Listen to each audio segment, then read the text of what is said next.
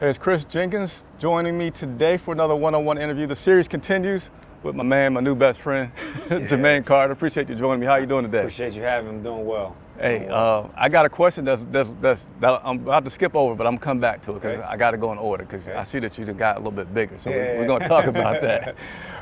First time I'm sitting down interviewing you, so I like to ask guys that I meet for the first time about where did they grow up from, or where did they grow up? I grew up in Washington, D.C., in PG County also. PG County. Yeah, I got 4 brothers, 1 older, 3 younger. My dad, my mom, and I got my dad and my mom separated for as long as I can remember. I got a stepmom, you know, she's been there since I was 3 years old, so she's basically like another mom to me. Me and my 3 younger brothers, we got different mothers, but the same dad. And me and my older brother got the same mom, so you know. It's a big family. Yeah, I got a crazy family dynamic. I believe I got so many first cousins. I have 8 first cousins, you know, so we all grew up in the same. My grandparents would take us to school, watch us in the summer and stuff like that. So we all grew up a close-knit family. You have plans for a big family yourself? I just had my first one. I had my daughter Skylar. She's 7 months now, you know. Okay. So after that, I always wanted a big family until I had my own first child. But you know, we'll see how that goes. She's sleeping through the night now? Yeah, she's not yet. But the last 2 nights she was, but like I said, I guess she's going through a little sleep regression right now. You know, so she hasn't been sleeping the last couple of nights. Man, you're supposed to give me hope, man. I have an 8-week-old. Oh man. And I don't get shout outs to all the wives out there because they help us get through these nights, man. So I appreciate it. Definitely. I also like to go back and say every pro athlete has great football stories from high school. Like there's something that comes to mind instantly. So tell me a high school football highlight that comes to mind. High school football highlight. Oh man. So many.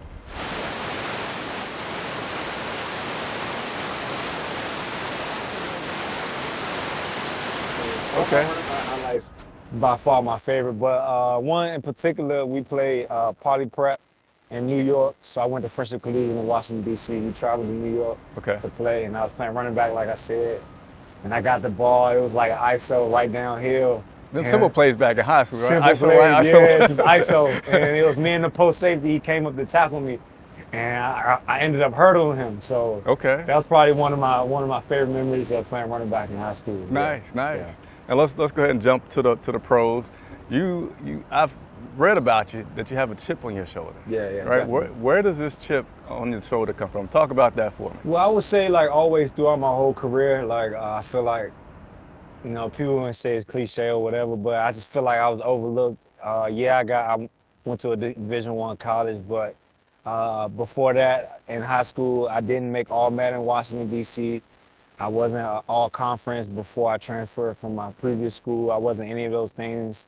You know, and I go to college, I'm playing in the Big Ten. You know, my first season starting, I had 103 tackles, 14 TFLs. I was honorable mention Big Ten, and the next season I come back, I had like 100 tackles, 6.5 sacks, 10 TFLs. Right. Still honorable mention Big Ten, you know. My senior year, I was honorable mention Big Ten again, you know. So just little things like that. And then after college, I didn't get invited to the combine. Didn't get invited That's tough when you don't get that, right? Yeah, I didn't get invited to the Senior Bowl.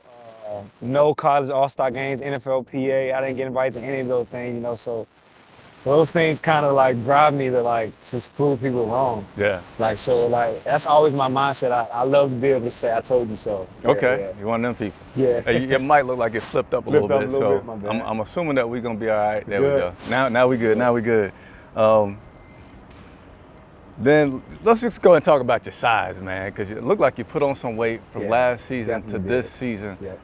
If you did, how much weight did you put on? And then tell me, because a lot of people lost weight due to COVID. I'm losing weight right now because I'm not able to get up early because of that baby keeping me up at night. So I want some tips from you if I can steal something from you when you. Well, last season I wanted to lose some weight and try to be lighter and be faster because even in my college career, I played all types of weights. And the heaviest I was at college was 238. In my senior year, I played at 217. So I knew how I felt to play lighter. So last year, that was my goal. I wanted to play lighter. But the coaches wanted me to be a Mike linebacker, so you know they wanted me to gain some weight. So that was one of the focus for the off season. This past off season was just gaining weight. so I can be able to withstand the hits and everything throughout the whole season. So last season I played at around 221, 222. This season I'm up to 228, 229, around that area, so been maintaining that, just staying in the weight room as much as possible, just eating more meals, eating more protein and stuff like that, protein shakes. I was never really much of a protein shake guy, but when I had to put on the weight, I started to drink a lot of protein shakes. What's your flavor? I like strawberry. Gatorade, they got this strawberry flavor. It's pretty good. Strawberry Gatorade? Yeah, that must be Gatorade like a pro protein shake thing that you have. That I've never seen a strawberry Gatorade. Steve Smith spoke highly of you this preseason. Have you heard those comments? And what do you think when you hear like certainly a legend in Carolina, but I think that guy's legendary across the league. Yeah. Talk about you as this quarterback almost of the defense, possibly. Yeah, I definitely heard those comments, but like I said in the past, when somebody asked me about it, it's humbling, but at the same time, you just want to be able to go out there and show what you're capable of. Show that you're capable of running the defense and being, I'm not a captain, but kind of being a captain out there, lining guys up, putting them in the right place. And I think that's just my mindset. And as far as Steve Smith, I grew up watching football. I always watched football every Sunday, so I was familiar with who Steve Smith was growing up, so I used to play with him on Madden, so just to hear somebody say things like that, and also I seen how he always played, with a chip on his shoulder, so I always gravitate toward guys like that, because I like to watch guys who play the game the right way. Okay, speaking of guys who play the game the right way, Thomas Davis was at practice yesterday. You get a chance to chop it up with him at all? Yeah, definitely did. Thomas, he was here, I believe my rookie year. I don't think he was in my second year, but my rookie year, I was able to pick his brain. I sat next to him in meetings, so I was always able to talk to him and get some advice from him whenever I needed. He was always willing to come help me whenever I needed, so I always appreciated that. And another part of that duo was Luke Kuechly. And there's an important date that you have that's an important date connected to him, which is? Right, it was Luke, he retired on my birthday 2 seasons ago. I actually started next to Luke in his last game, so that's one thing I'll always be able to tell my kids, I started next to Luke Kuechly. I played with the great Luke Kuechly, so, I got so much respect for Luke, because he always spoke highly of me. Like I said, I started that last game with him. He would always say, man, you're good enough to play in this league. You can go do it. He might not have said it as nice, he might have cursed a little bit, but Luke was always a guy, like I said, he always believed in me. He always instilled confidence in me. So I always appreciate him for that, and I just look up to him for that.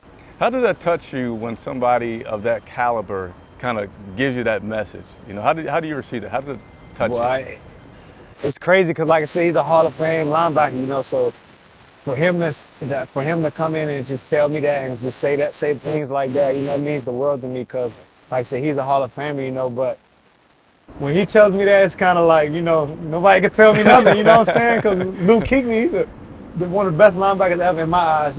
May be the best, right. Next to him, Ray Lewis, guys like that, that nature, so for him to say that, like I said, you can't tell me anything. So Luke Kuechly said I can play football, You can play. I think I can play football. Now, Luke also taught you some things from what I understand. Like there's, from the outside looking in, we can say there's been a jump, but for you might say, hey, I just finally got a pretty good opportunity. But there's definitely a difference in your games this year than last year.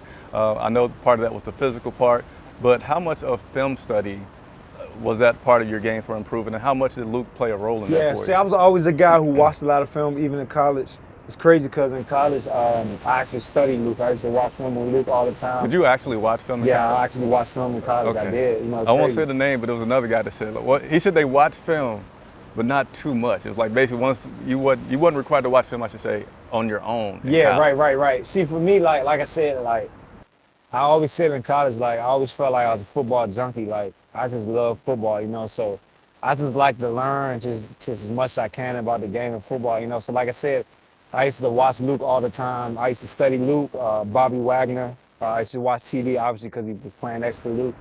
Telvin Smith, I used to watch guys like that, just to see how because I liked how Luke would beat blocks, so I kind of wanted to study how he was beating blocks. He would do his little flip, he would slip blocks, dip and rip, a lot of things like that, and kind of try to put things like that into my game, So like I said, I study him, and then just be able to come here and get drafted.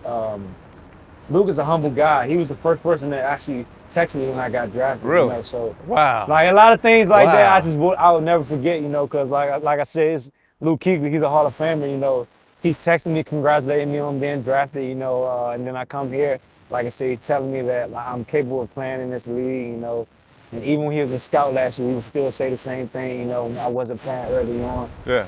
Just having my back to make sure I was okay. You know, just telling me to stay positive, and when my time comes, you know, I was gonna show out. You know, so Yeah. and I think that's what I did last year. I just trying to carry on the momentum.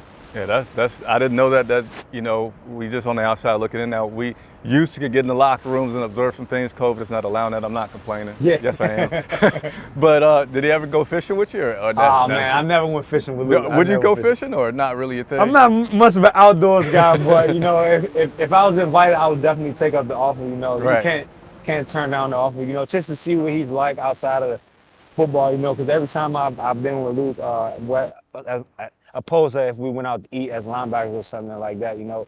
It's always been football, you know, talking football, you know, just to be able to hang with him outside of his element, you know, see what he likes outside of the game of football, you know, that would be huge. Hey, as rookies, isn't there a tradition where you pay for a meal at some point as a rookie? Yeah, definitely. Rookie dinner, you know, you had to pay for the whole dinner. Well, but luckily, you remember your tab? I think, we had Andre Smith back then. Me and Andre Smith, we both got drafted, so we split the tab. I think we ended up paying $3,100 a piece or total? No, total. So we split that. You know, it wasn't as bad as some of the other guys. I was gonna say, is that considered average? Yeah, that was way below the average for a lot of the other guys, the position group. You know, yeah.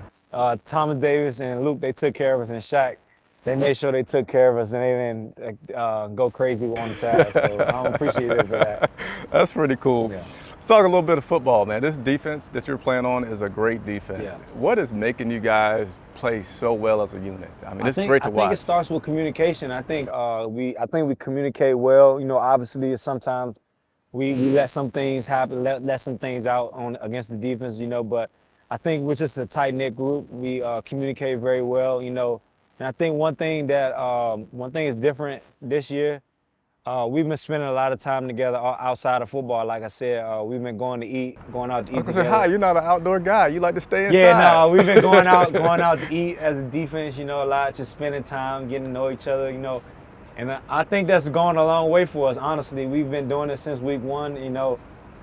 Yeah. Is it a weekly thing or just kind of whenever? We try to go weekly, you know, okay. But I feel like that kind of, it goes a long way for us, you know, because we just get to sit down and bond and eat, you know, just talk, you know, just have fun kicking it, you know. So, like I said, I think that's probably the biggest thing, you know, because we're able to trust each other out there on the field, and we're able to communicate. And when one guy says something, it's like, you know, even if we get to arguing, you know, it's not really an argument. It's yeah, you know what I mean. It's just a disagreement, you know. So.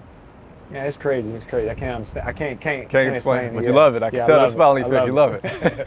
Hey, defensive guys are a little different from offense. And Brian Burns said this comment, and I want to ask you about it. Sometimes, you know, you guys may get a short field because of some mistake on the offense. And instead of you guys going out there and saying, man, we're up against, you know, our backs against the wall, you get motivated by the challenge of what just happened in that position that you're put in. Do you echo that sentiment? I definitely do feel that way. You know, one thing Coach Rule preached when he first got here last year is what's next. Mm-hmm. You know, I think that's just we took as a team, we took that mentality specifically on defense. You know, when things are not going well on offense or on special teams, we take the mentality, you know, we got to go out there and get a stop no matter what. You know, what's next? We can't worry about what just happened on a previous play. Mm-hmm. You know, I think we've been doing a great job of that. It was a couple of times that we've been presented with short fields.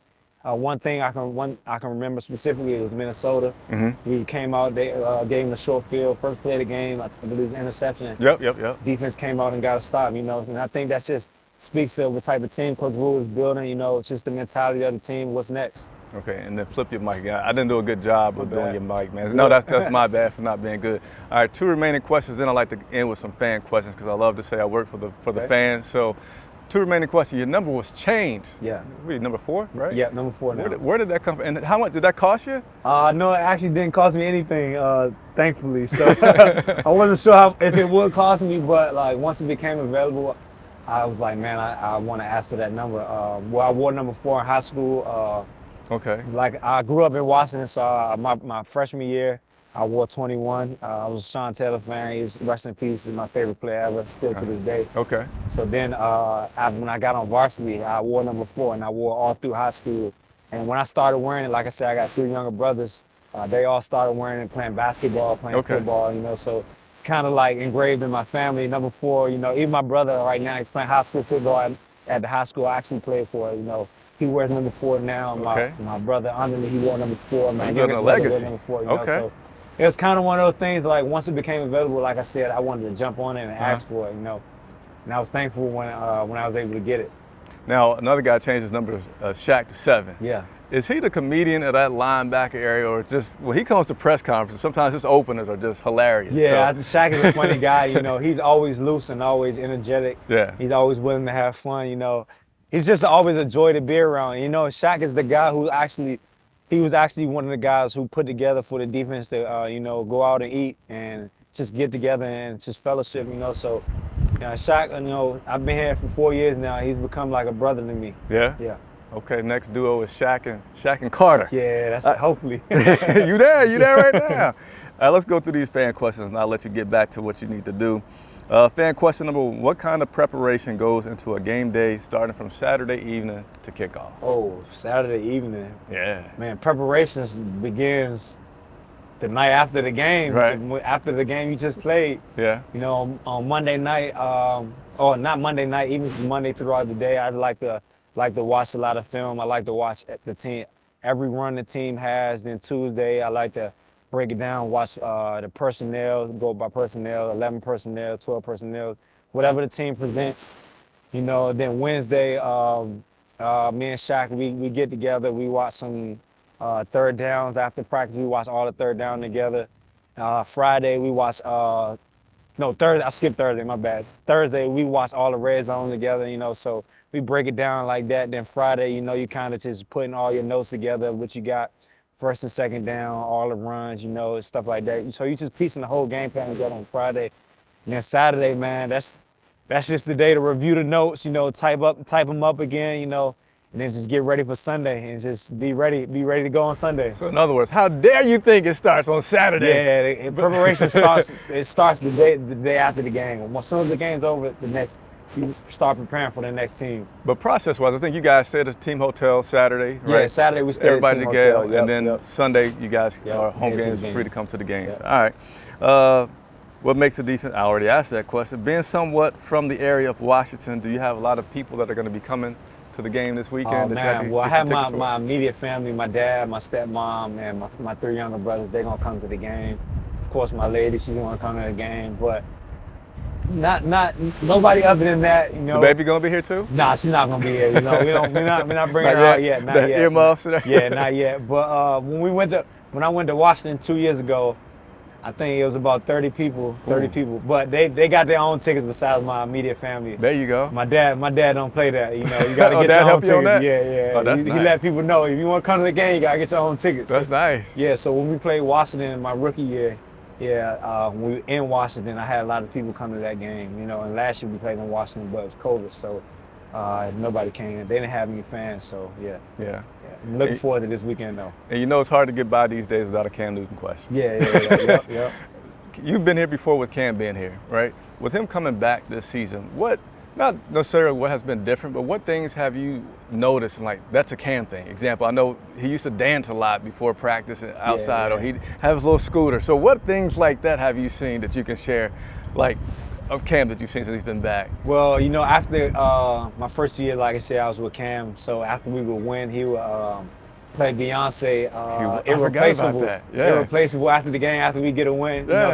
And he had that little jukebox Yeah, thing, right? He came back, and this past week we won the game, and that was the first thing he threw on Irreplaceable. Does he have a jukebox? No, we had 2 speakers in the locker room, so he played that. It's just things like that. Like you said, Cam brings energy. He's always going to bring energy. Yeah. One thing that I do notice, like the offense has just been way more energetic since he's been back. Mm-hmm. When you got a guy like that, you can't help but just his energy is contagious. You feed off of it. I'm sure the offense is feeding off of it. Obviously, everybody saw what Christian did after Cam scored a touchdown. What did he do? You know, he did a little crazy little dance. You don't expect that. I think I did. Okay. You don't expect that from Christian, you know. Right, but right. like I said, Cam just brings that type of energy. His energy is contagious, you know. So that's one thing I've noticed. You know, the offense is feeding off his energy right now. You know, and I think it's gonna help us win some games. Okay. Yeah. But that's it, man. I don't want the PR guy coming over here putting me in a headlock. I think we went a little over, but Jermaine, It's all good. I appreciate it very Appreciate much. you, man. Thank you for your time. Appreciate that. No and, problem. Jermaine, he's leaving, but thank you guys for watching, and we'll see you again next week. Appreciate you having me, man.